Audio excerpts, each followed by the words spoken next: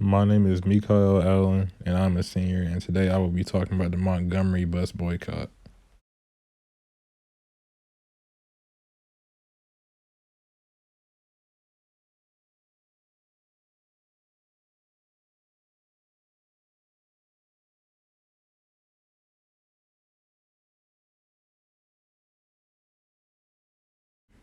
The Montgomery bus boycott was a political and a social protest campaign against the policy of racial segregation on the public transit system of Montgomery, Alabama.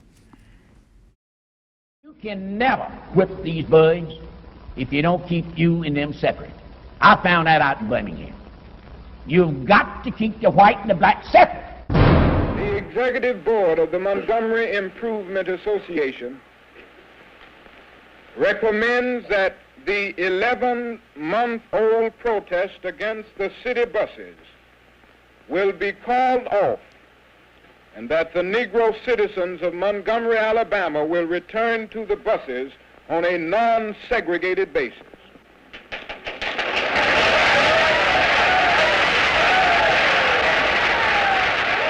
It is further recommended that this return to the buses will not take place until the mandate from the United States Supreme Court is turned over to the Federal District Court.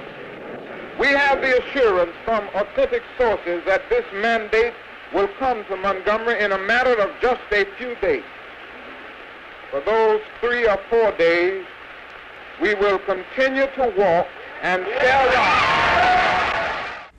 The event that triggered the boycott took place in Montgomery on December 1st, 1955, after a woman named Rosa Parks refused to give her seat to a white passenger on a city bus. She got arrested because back then the law said that African Americans had to sit in the back, but she sat in the front instead.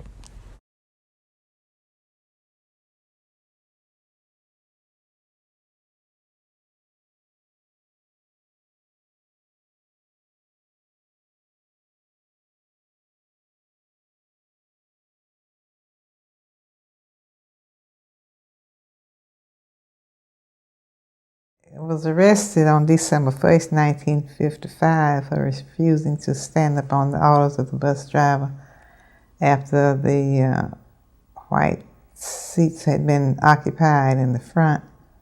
And of course I was not in the front of the bus, as many people have written and spoken that I got on the bus and took a front seat, but I did not. I took a seat that was just back of where the white people were sitting. And in fact, the last seat, and the man was next to the window, and I took an aisle seat, and there were 2 women across. And we went on undisturbed until about the second or third stop, when some white people boarded the bus and left one man standing. And when the driver noticed him standing, he told us to stand up and let him have those seats. He referred to them as front seats. And when the other 3 people, after some hesitancy, stood up, he wanted to know if I was going to stand. I told him I was not, and he told me he would have me arrested. This event was important because it shows that black people can change anything if they can come together and really contribute to it. If it's something they disagreed on, they wouldn't back down without a fight. Led to a 1956 U.S. Supreme Court decision declaring that Montgomery segregation laws on buses were unconstitutional. This means that African Americans are able to sit anywhere on the bus now.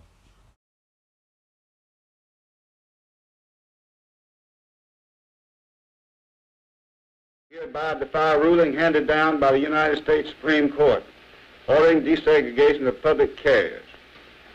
Alabama state law requiring segregation of races on buses still stands.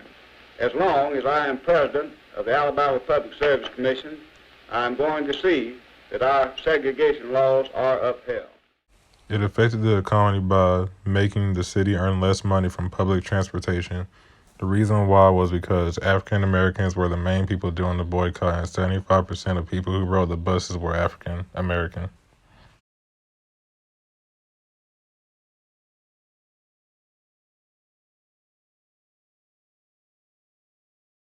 If Rosa Parks never did what she did, someone would have eventually stepped up in her place because African American people are too inspirational to give up.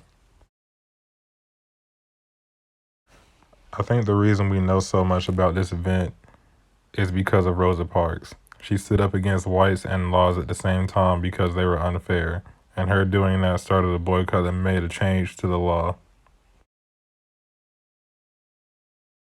I felt more inspired to not let people treat me any type of way because when I look back and read these news articles and watched other videos for this project, it showed me how brave these people were and they were willing to go great lengths to get what they want.